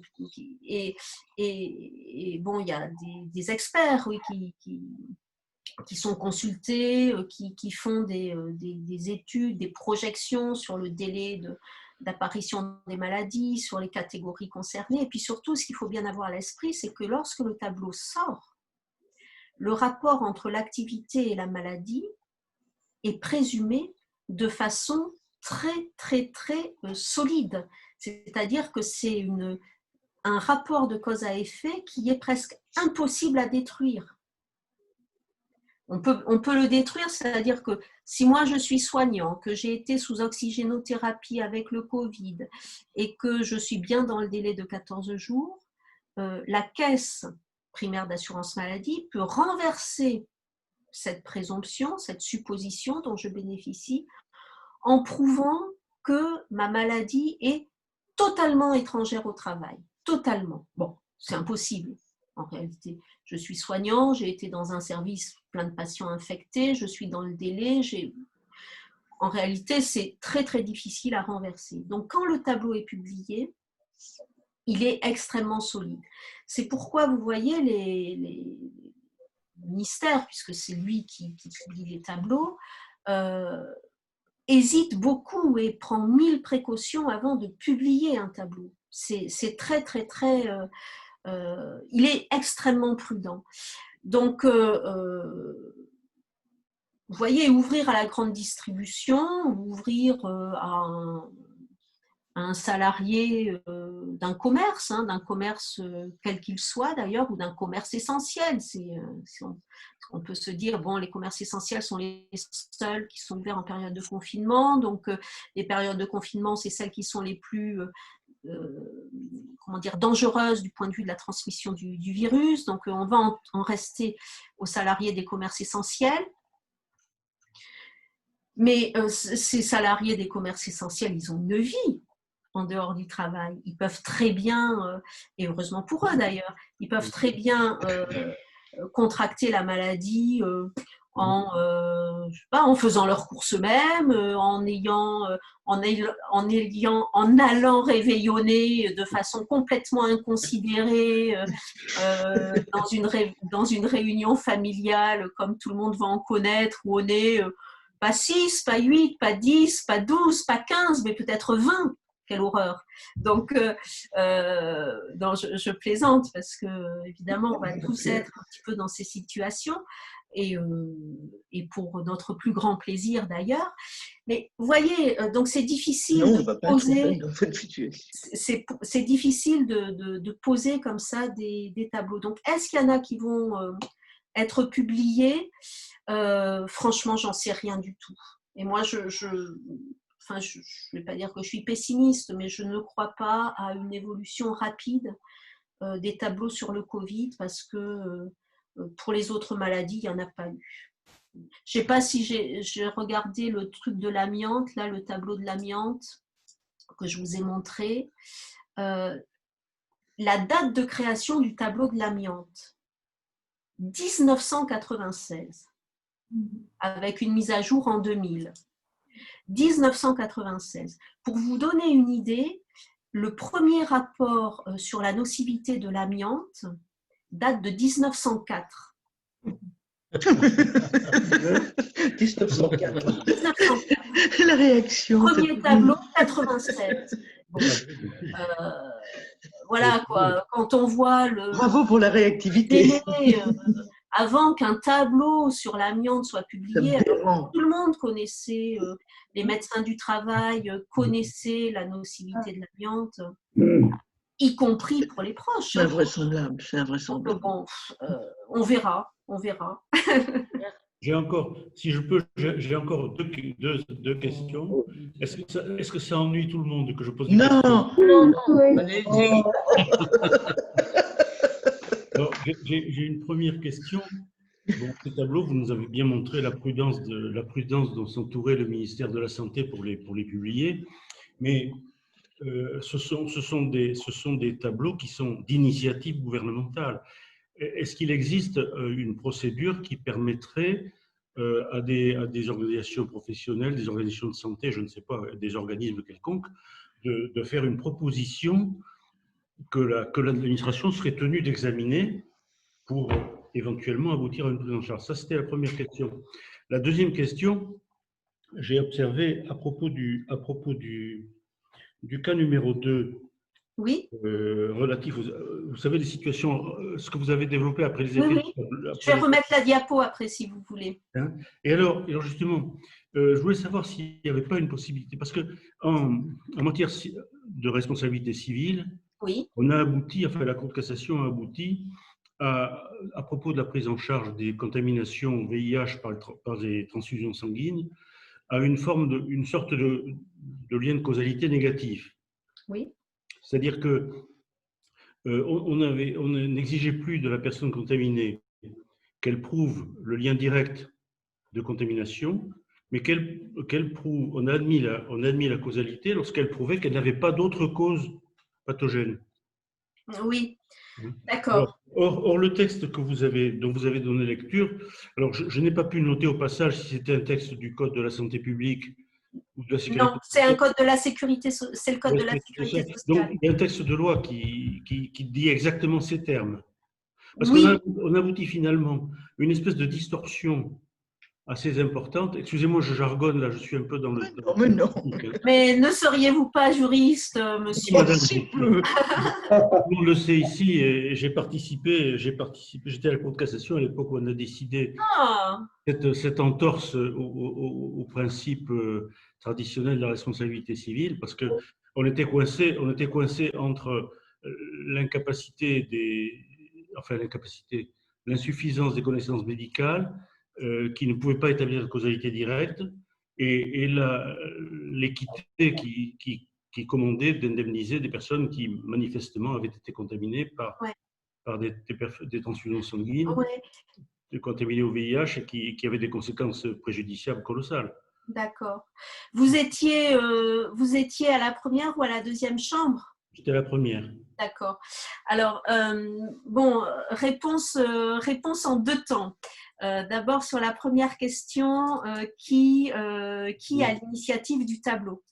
Alors, en réalité, bon, il y a évidemment des inspirateurs, hein, des tableaux. Il y a une procédure, alors que j'ai pas du tout abordé, que j'ai pas du tout abordé ici.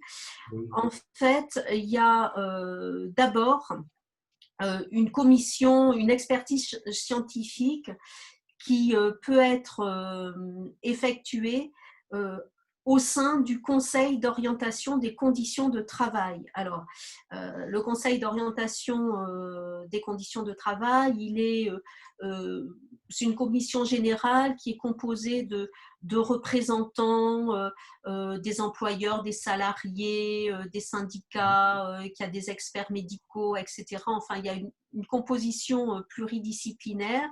Il y a différents collèges, en fait, et représentants employeurs, salariés, etc. Et ce collège fait des propositions de tableaux de maladies professionnelles. Donc, c'est tout à fait indépendant, hein, mais il propose et les pouvoirs publics disposent.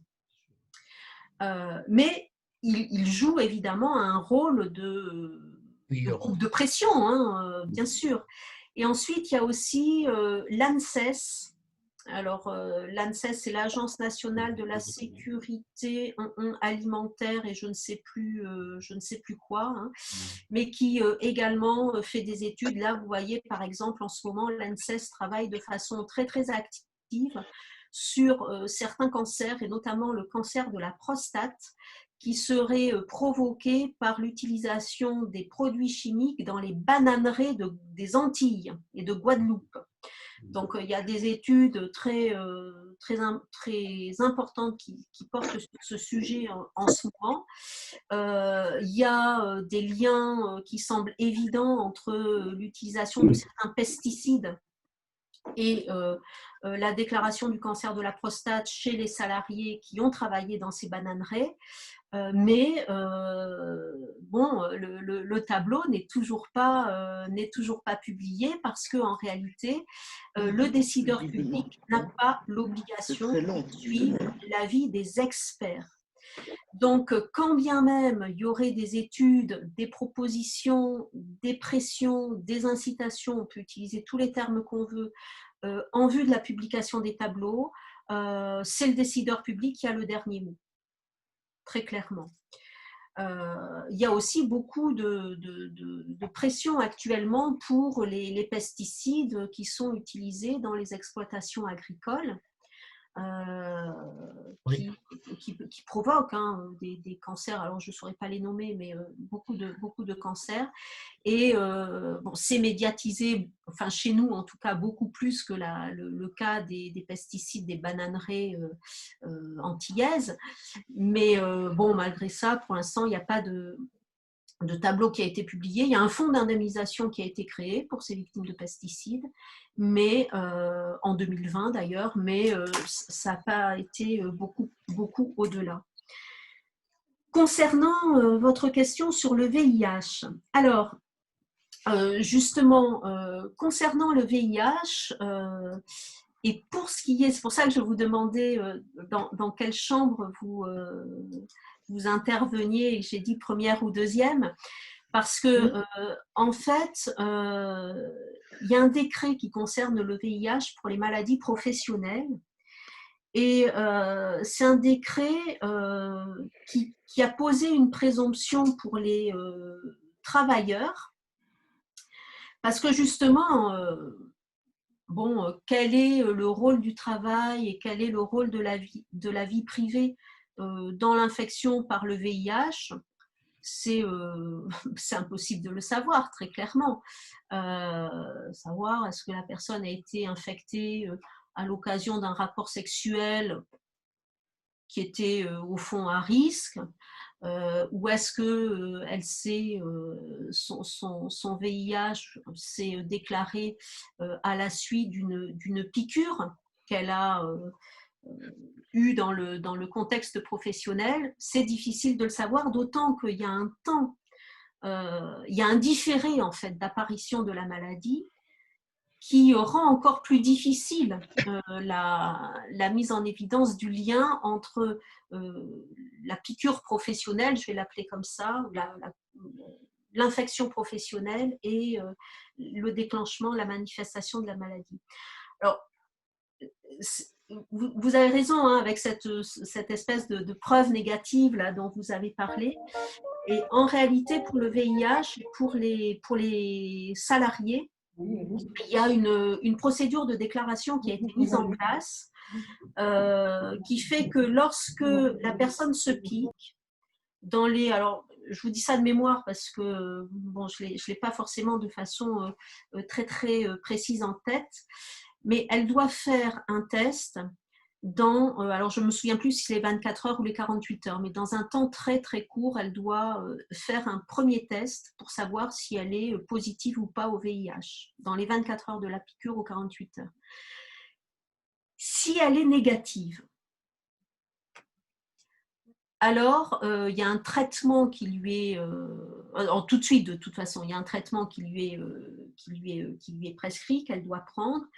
Et ensuite, il y a des nouvelles sérologies qui sont faites à échéance. Alors, une première à 3 mois et puis une autre à 6 mois et une autre à 1 an, je crois. Mais bon, je vous dis vraiment ça de mémoire.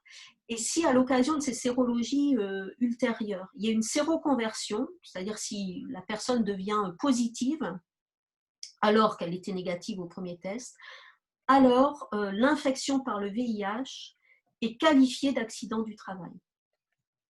Donc là, pour le coup, vous voyez, pour le travailleur piqué en travaillant ou à l'occasion de son travail, et il y a une procédure spéciale qui a été mise en place pour la qualification de risque professionnel afin justement de permettre à ces personnes d'être couvertes dans une situation où l'apparition de la maladie est très différée par rapport à l'événement d'origine. Et c'est vraiment un moyen d'établir ce lien professionnel sans qu'elles aient une preuve négative à apporter, parce que comment prouver qu'on n'a pas une vie personnelle qui ne peut pas expliquer une transmission virale, une contamination virale. Comment prouver comment prouver qu'on ne se drogue pas, ça, j'imagine qu'il y a des analyses de sang qui peuvent permettre de l'établir, etc. Mais comment prouver qu'on n'a pas eu une relation sexuelle qui aurait pu entraîner la contamination du virus ? C'est impossible, c'est une preuve négative, comme vous l'avez dit, qui est impossible à apporter. Donc voilà pour ce qui est de la transmission par le virus professionnel. Et juste pour terminer, ça s'applique à tous les personnels. C'est-à-dire que ça s'applique à du personnel médical comme à du personnel non médical. Il y a une décision, alors je crois qu'elle date du milieu des années 90, je crois que c'est 96 ou quelque chose comme ça. C'est une secrétaire médicale en fait qui s'était piquée avec une seringue qui avait été bien mise dans une boîte à aiguilles, vous savez, où on doit mettre les seringues usagées. Mais la boîte était mal fermée, donc en attrapant la boîte, elle s'était piquée avec une seringue qui était infectée. Et ça avait déclenché la prise en charge. Et quand la procédure de reconnaissance pour l'infection par le virus n'a pas été respectée, la personne peut quand même établir l'origine professionnelle de la transmission du VIH. Il y a un arrêt bordelais, justement, qui est assez intéressant là-dessus. C'était un salarié d'une entreprise de nettoyage, enfin de ramassage des ordures ménagères, qui avait ramassé un sac en bas d'un bâtiment qui comportait une seringue usagée. Une seringue usagée Dans ce bâtiment, il y avait un laboratoire d'analyse médicale qui n'avait pas fait le tri. Donc, pour vous, bel exemple de contentieux de responsabilité complètement imbriqué. Donc, le labo n'avait pas bien fait son tri. Le salarié ramasse le sac de déchets et dedans, il y a une piqûre et à la suite de ça, il est infecté. La qualification d'accident du travail avait été retenue. Bien. Merci beaucoup. Est-ce qu'il y a d'autres questions? Oui, oui. Oui. J'ai levé la main. J'ai levé le pouce. Ah, Didier, il a levé le pouce. Bon, je voulais te remercier pour cet exposé qui est très documenté dans un domaine qui, ma foi, est vraiment aride, en tout cas pour moi.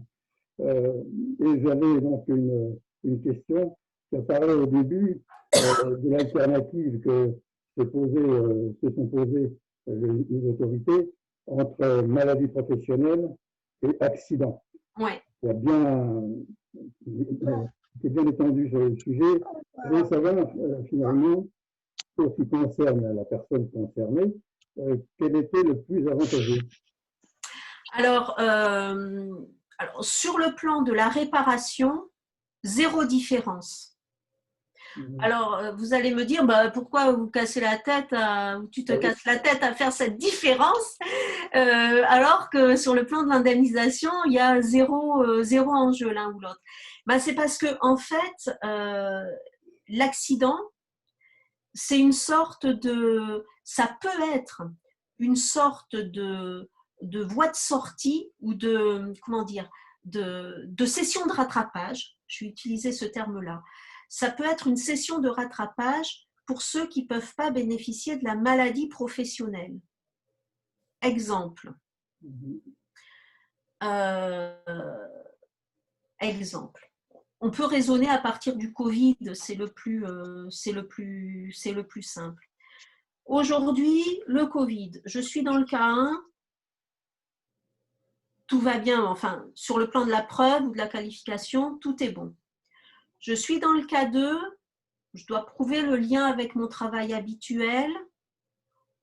Ça va rester quand même, le lien direct, ça va quand même rester facile parce que si je suis dans un environnement en contact avec du public et a fortiori en contact avec des gens malades, ça reste quand même possible. Mais il faut que j'ai la maladie identifiée. Cas 3, je n'ai pas la maladie identifiée. Donc, qu'est-ce qu'il me faut prouver? Il me faut prouver que j'ai bien eu le Covid, que j'ai des séquelles, ce n'est pas 25%, mais j'ai quand même des séquelles, j'ai des difficultés respiratoires, cardiaques, bon, il y a plusieurs séquelles qui ont été envisagées, mais je n'ai pas 25%. Donc, qu'est-ce que je dois faire? Je dois prouver le lien direct et essentiel. Je reprends. Si je n'ai pas 25%, je ne peux rien faire. Je ne peux même pas prouver le lien direct et essentiel. Si j'ai 25%, je peux prouver le lien, je dois prouver le lien direct et essentiel. Si j'y arrive pas, ce qui est probable, hein, parce que c'est très difficile à prouver. Si j'y arrive pas, est-ce que je peux compter d'une certaine façon sur l'accident du travail? Eh bien non. Je ne peux pas compter sur l'accident du travail. Donc, je peux compter sur quoi? Pas sur la maladie professionnelle, pas sur l'accident du travail. Donc, il me reste la maladie ordinaire, comme tout un chacun, mais avec les insuffisances et la moindre indemnisation par rapport au risque professionnel. Donc, c'est vrai que c'est difficile de savoir toujours si on commence par l'accident du travail ou par la maladie professionnelle. Mais si j'ai parlé des deux, c'est pour montrer que l'accident du travail, il ne faut pas y penser pour le Covid. Il ne faut pas y penser parce qu'on ne peut pas dire, voilà, j'ai été contaminé à tel moment.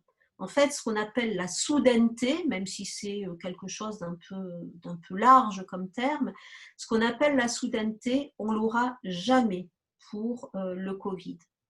On ne l'aura jamais. On peut l'avoir pour le VIH, parce que la soudaineté, c'est la piqûre. Oui. On peut l'avoir pour des maladies qui ne sont pas dans les tableaux. Par exemple, on parle beaucoup aujourd'hui des dépressions professionnelles, du fameux épuisement professionnel. Ce n'est pas des tableaux de maladies professionnelles. Après, si ce sont, alors pas l'épuisement, mais en tout cas la dépression ou en tout cas un trouble psychique très, très, très fort, s'il arrive après un moment vraiment identifié, comme une altercation, une agression, etc., ce trouble psychique, il va entrer dans l'accident du travail, alors qu'il ne peut pas entrer dans la maladie professionnelle. Donc, c'est pour ça que j'utilise au fond cette image de session de rattrapage, c'est-à-dire que quand la maladie professionnelle ne peut rien, au fond, parce que ces tableaux restent assez rigides, et même quand on ne relève pas des tableaux, même s'il y a des possibilités, ça reste quand même très difficile d'accès. Eh bien, l'accident du travail, est-ce qu'on pourrait compter sur lui pour avoir la même réparation? Eh bien, pour le Covid, non. On ne peut pas compter sur l'accident du travail. Voilà ce que je peux donner comme élément de réponse. C'est plus clair? Oui. J'ai une autre question. Je ne sais plus comment. Voilà. Voilà. Eh bien, c'est bon, là? Oui. Dans les conditions, dans le tableau 100, là, dans les conditions, il y avait l'oxygénation. Ça veut dire qu'on est passé à l'hôpital déjà, ou qu'on a eu une oxygénation à domicile. Donc déjà, alors là, je ne sais pas si l'oxygénation à domicile, elle est possible ou pas, je ne sais pas. Parce qu'on met une oxygéno. Alors, je vais refaire le partage d'écran, comme ça tout le monde pourra. Ils l'ont même fait dans des hôtels. Oui. Ouais, voilà. Donc là, il y a écrit où est-ce que je suis. Ou toute autre forme d'assistance ventilatoire. Oui. Par des comptes rendus médicaux. Donc, on a été accepté dans un hôpital ou dans un établissement hospitalier. Donc, ça veut dire déjà certains délais.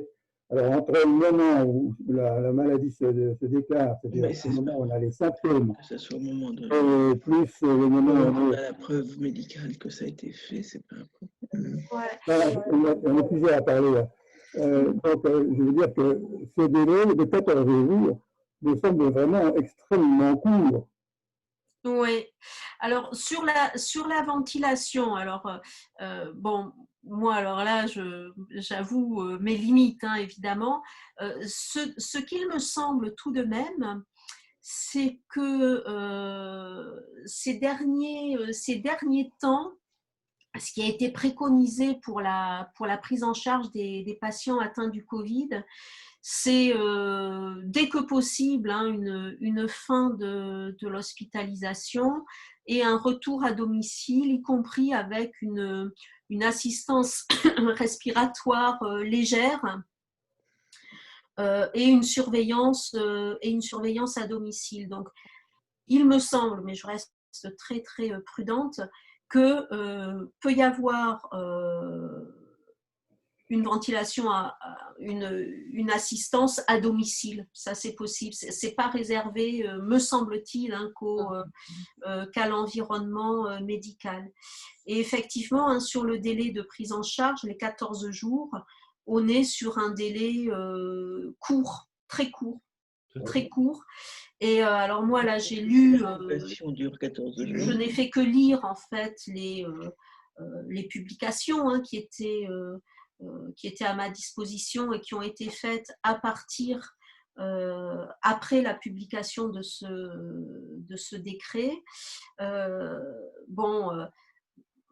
La plupart disent que c'est trop court, qu'il aurait fallu 18. mini 18. Mais que là, la fourchette de 14 jours, elle est beaucoup trop basse.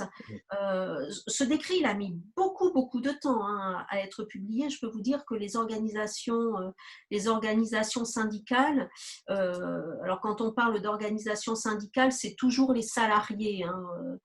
Pour les représentants des employeurs, on ne parle pas d'organisation syndicale. On ne parle pas de syndicats en tout cas. Ils ont vraiment bataillé pour la publication de ce décret. Pour vous dire, le projet de décret, il datait du mois de juillet.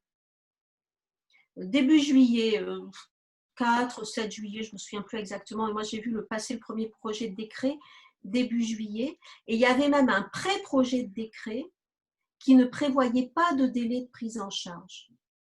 Ça n'a finalement pas été retenu. Et entre le projet de décret et la publication du décret, il s'est passé 2 mois. Alors vous allez me dire 2 mois, c'est pas beaucoup, mais enfin, si, sauf quand on attend, c'est le temps passe quand même. Donc c'est voilà, oui. Donc c'est un décret qui est pas satisfaisant à de nombreux égards. Oui. Qui est très restrictif. Une petite question. Est-ce que les assistantes sociales, parce que je suppose quelqu'un qui n'a pas à disposition les données, il est perdu dès le départ. Donc il faut qu'il soit guidé par quelqu'un. Est-ce que c'est l'assistante sociale ou est-ce qu'elles sont suffisamment formées pour… Alors, je pense que… Bon, il y a de toute façon les services de santé au travail qui sont les interlocuteurs naturels dans ces cas-là, c'est-à-dire que soit c'est un service d'entreprise, soit c'est un service interentreprise. Mais dans tous les cas, les salariés dans ces cas-là, ils doivent se rapprocher, je pense, de leur médecin du travail qui, lui, bien entendu, connaît ce texte, parce que ça fait partie de son métier de connaître ce texte.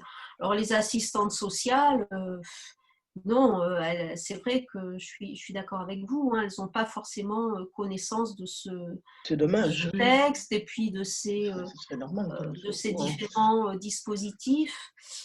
Donc, c'est les services de santé au travail, soit les infirmiers, les médecins, enfin toutes les personnes qui font partie des services de santé au travail. Et puis, il y a aussi, il ne faut pas l'oublier non plus, la caisse primaire d'assurance maladie, parce que c'est la caisse primaire d'assurance maladie qui sert les prestations, qui verse les indemnités journalières et qui prend en charge les soins de façon spécifique.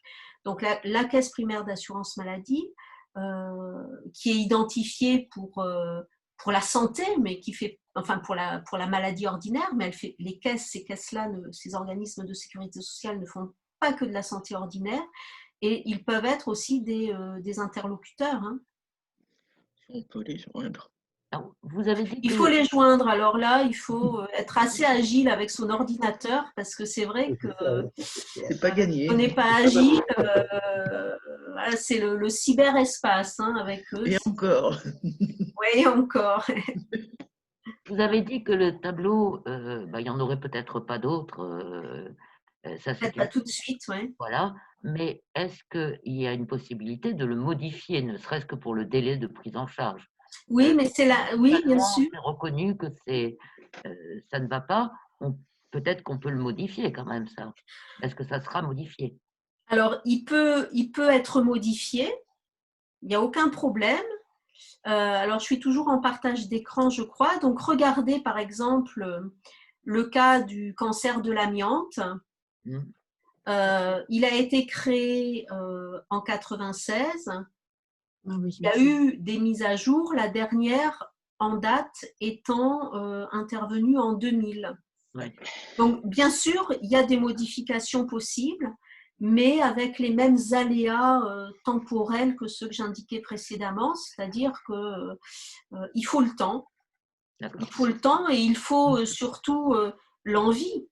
Enfin, il faut en prendre la décision, il faut choisir cela. D'accord. Est-ce qu'il y a d'autres questions? Eh bien, écoutez, il ne nous reste plus qu'à vous remercier. Ça a été vraiment plus qu'instructif. Merci encore infiniment. On vous applaudit. Bon, ben écoutez, merci à vous pour